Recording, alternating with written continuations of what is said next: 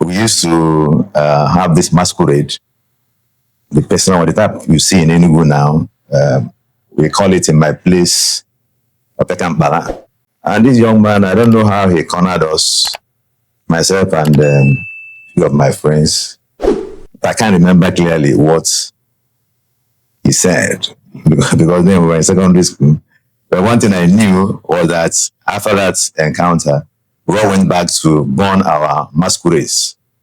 Since then, I've never went back to masquerading, but then I wouldn't say that I fully turned to Christ.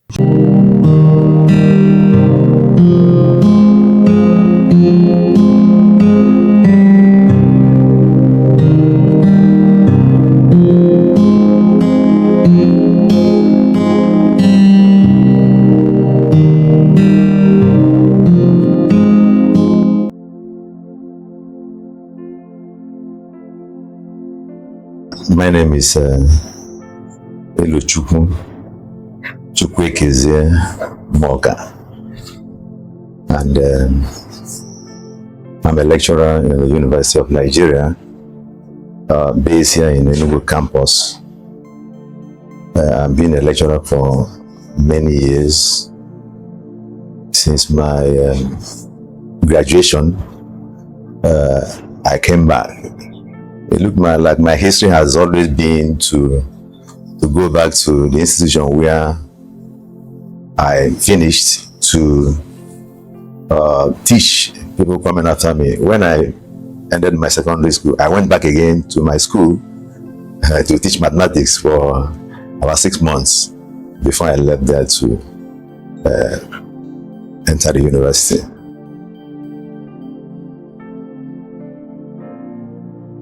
My spiritual journey is an interesting one. On 3 occasions, when I think back, I'll think of God's mercy. On 3 occasions, God came for me. At the point I entered the secondary school, there was this young man. He was not married then. He preached to us when we were playing football at home. Then we used to have this masquerade. The person or the type you see in Enugu now, we call it in my place 𝐏𝐥𝐴𝐚, the one that.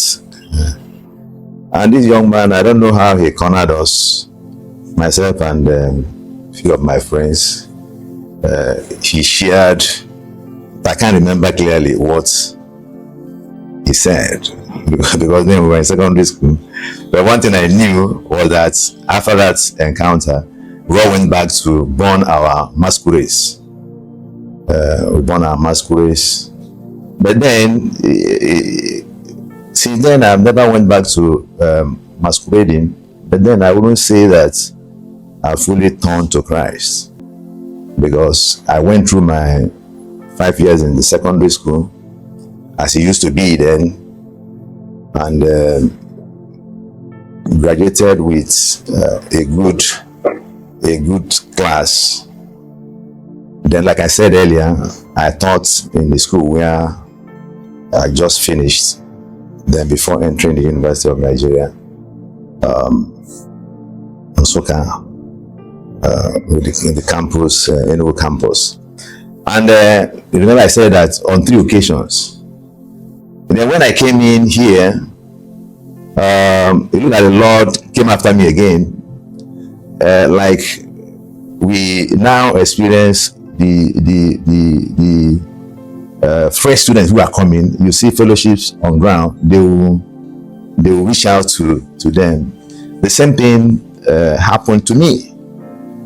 They came then. I didn't know the fellowship, because then the number of fellowships were very few. You have the Christian Union. Then I can't remember any other fellowship then, and I went with them. But you know, for young people that came into the university, want to experience the life in the university. I felt they were disturbing me. Why should these people be?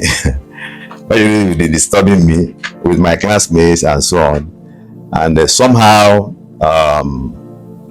I found a way of discouraging them from coming after me, because I felt that this is a time for one to experience life. And then we have two major teachers training colleges. We have WTC here, bounding the UNEC, where they train teachers.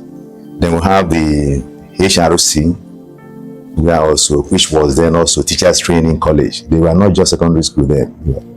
And we felt that we could go to those. In fact, they were coming into the campus for us to write exam for them, for undergraduate to write exam for them, because we were neighbors, and not very far from UNEC, you have a Queen's School. So that was the life. Then you have the life of trying to party. I wasn't the partying type, but occasionally I go out with others, and I felt that this is life. I was doing well in my academics, and like that we eventually graduated and left the university.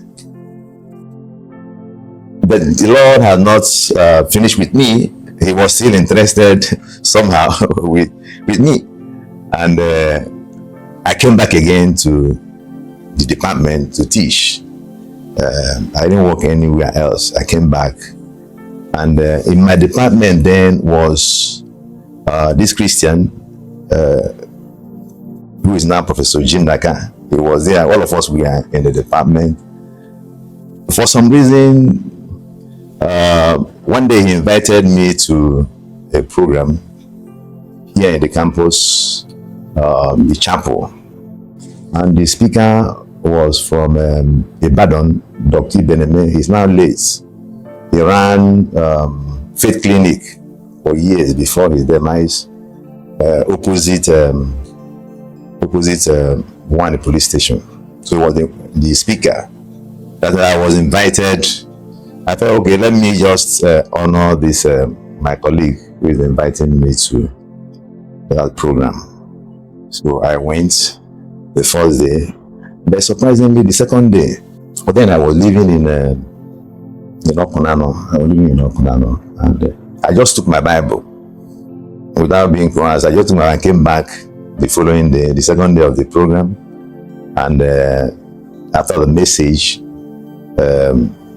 I won't say exactly what I had, but what I knew was that I got up and walked to the eyes and surrendered my life. Right. So that's, I would say, is the beginning. That was in 1988, February 1988. So that was how my prison journey with the Lord, I would say, started.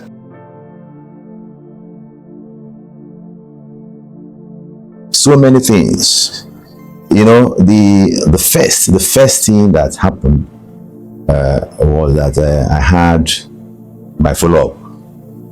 Surprisingly, you know, when you are in the university environment, you know, it's not easy for you within that same environment to come out, give your life to Christ publicly. And I went for follow-up at Scripture Union in 𝐷 River 1. Then that was the only Scripture Union in 𝐷 River. There was not a 𝐷 River 2. I was there. It was when we were there that the 𝐷 River 2 was formed. And because it was closer to where I was living with now. So I had my follow-up there. The president then was 𝐏𝐥𝐞𝐚 and so on.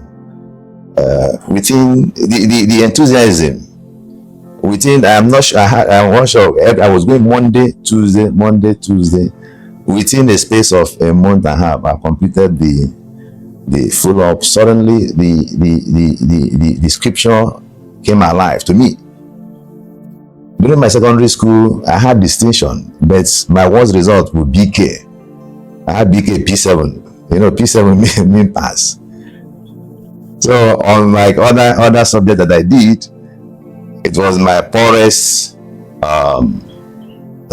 grade in my secondary school. I don't know why, because I thought I could have made a good grade, of course, academically.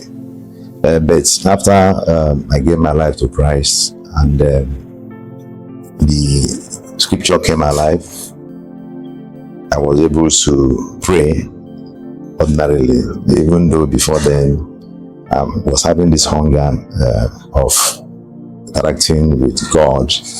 But it all changed. Then other things, in fact, when I gave my life to Christ, I used to have a friend in the secondary school. He was working in Premier Breweries. Then he's now in the United States of America. So when he came back. I told him, look, I'm giving my life to Christ. Because normally when he comes from Onitsha to stay, he stays in my place. I don't give him a laugh and say, I'm giving you just a few months. Then he will know whether I'm serious. That few months are turned into more than 30 years now. And other life changes, my enthusiasm. In fact, I sat down and said, I consider the years before then as wasted years. So I wanted to see how I could make it up. That was my thinking. And I could completely make it up. So since then, I have not looked back.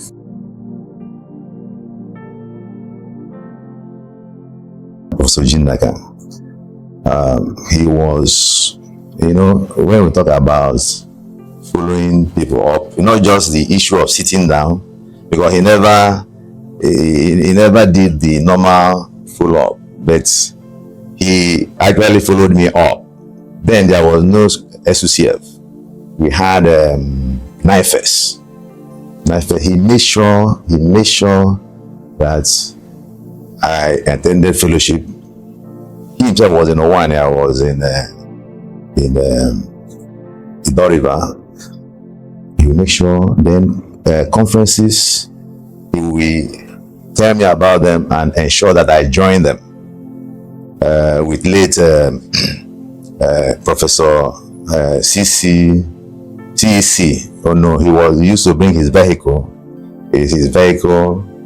And we were traversing the entire Makurdi, all those places, because that was where the NIFES was covering. And 𝐏-𝐥𝐿 was teaching in secondary school, so we were having staff fellowship. In my department. At times we meet in chapel. These are people who actually encourage me at the onset, and they continue to ask of me. Then you have Okweba, who is also late now. That was it. So what happened, because in my church they directed me, that's in my church, that you have some brethren there, and actually there were many, but you become a Christian, you even know that we have Christians in that community. So when I they asked me, ask for this person. Emeka, what's his name? He eventually became a reverend, but he's late also. Was in that church. Edianeke was in that church. Peter Okoye, who eventually became a reverend, living at the junction there. They were in that church. So I had to meet them. So these were the people up till now. I think we have been relating and been interested in my progress spiritually.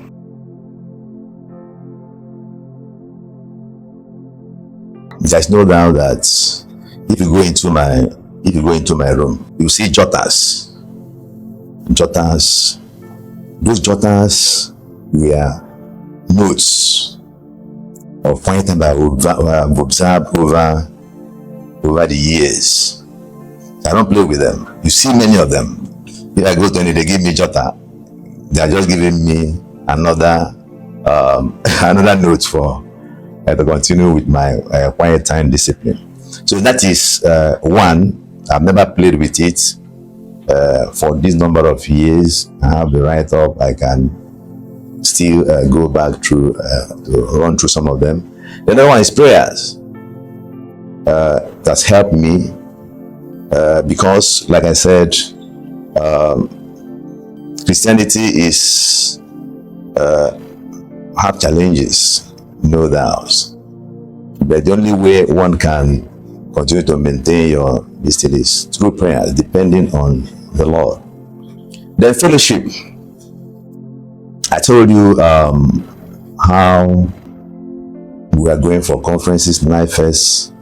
Up to now, NIFES, I still relate with them as one of their associates and senior friends. They still communicate with me the tears and so on. Then the fellowship. I don't joke with it, because as you fellowship with other brethren, it helps you. It helps a lot. Then also conferences where you extend beyond your immediate fellowship members. Of course, witnessing, telling people about Christ. You know, when you are involved, you know, it will check your life. If you preach to people around you, you know, of course, not everything that you will do, you suddenly remember who you are. So these are some of the discipline that have helped, and they still help.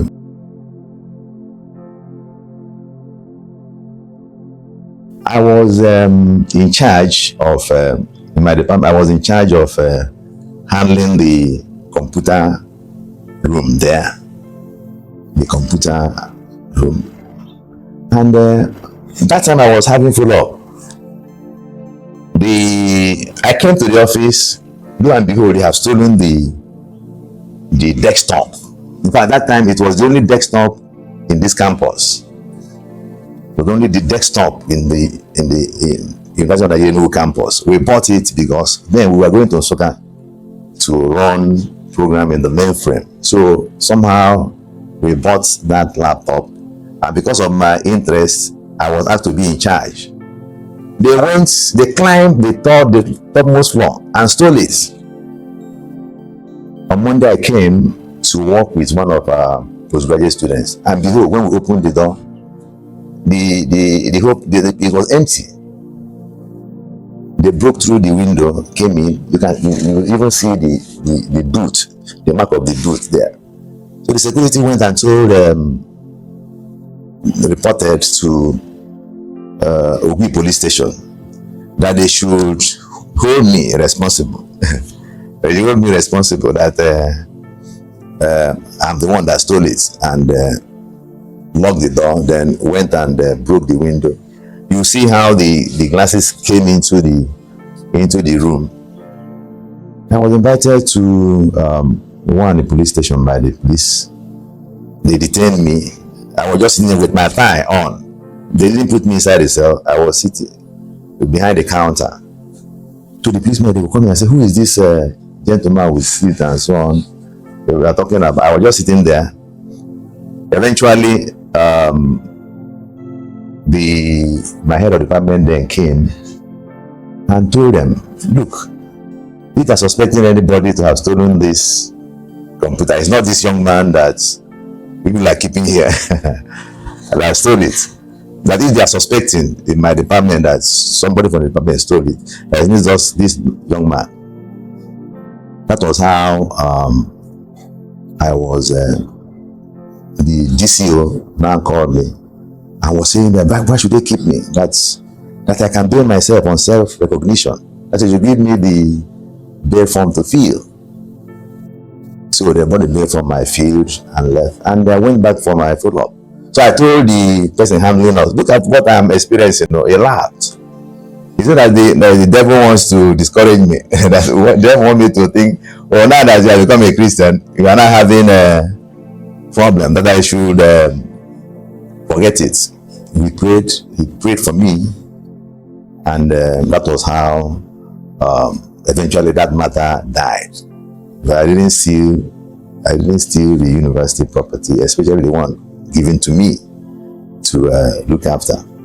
Then, but that didn't stop the. We're talking about challenges and so on. You know, it comes from time to time. I got married. You know, when you get married, during the reception, they will say, after 9 months, you come back again. You don't know what they said. You invite us to come back again, and for me and my wife, that coming back eventually lasted for 7 years. For 7 years, 1 year, 2 years, 3 years. That number of years, the child did not come. But eventually, he came after 7 years.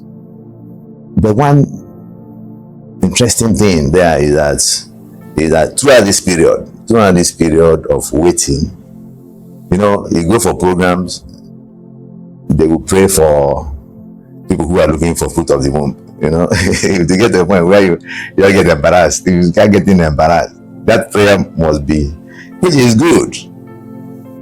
It shows the heart of the brethren, their concern, but it did not in any way. In fact, the time we get back, one brother is in US now. He used to be a tailor along Albany Road. We are in the same church. He said he never believed that Moka and his wife have this challenge, because it didn't affect our devotion. It didn't affect our commitment. We were serving the Lord with all our hearts, even though we had that challenge. But one day it was like people that we were like people that dreamt. You know, the Israelites said that we were like people that dreamt, and it was over. You know, these are I just mentioned that, not that we don't have any other. You know, at times you get broke. You know, we take being broke as something common. But you know, when a man gets broke to the point where you go back to your wardrobe and be searching your pockets, when we wedded, I think it was Dr. 𝐿-𝐥𝐞𝐿 that was the chairman. They were coming for meetings. One day he asked me, I have not told them about support. I told him I didn't invite you here for financial support. I invited you to help organize. Meanwhile, the person who was saying it, myself, didn't have, I don't know how much I had. But God showed himself alive, and the way he provided. 𝐿-𝐥𝐞𝐿 used to be a distributor of this linker something.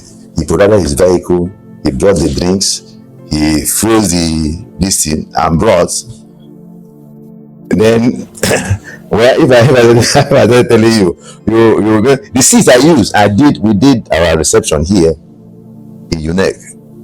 We paid only 5 naira refundable. If I say 5 naira, it looked like a small money.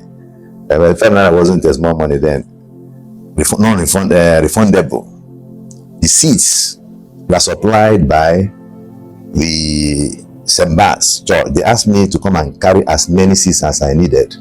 One of my students, an Air Force officer, went to their barracks, brought a very big van, and students went and brought seats. You know, when I look back and saw how God provided, I've never forgotten that.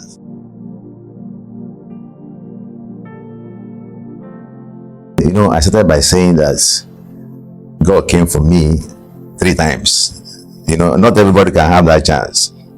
Not everybody may have that chance. Maybe after the first listing, they don't have the chance. So that Prof Moka said 3 times.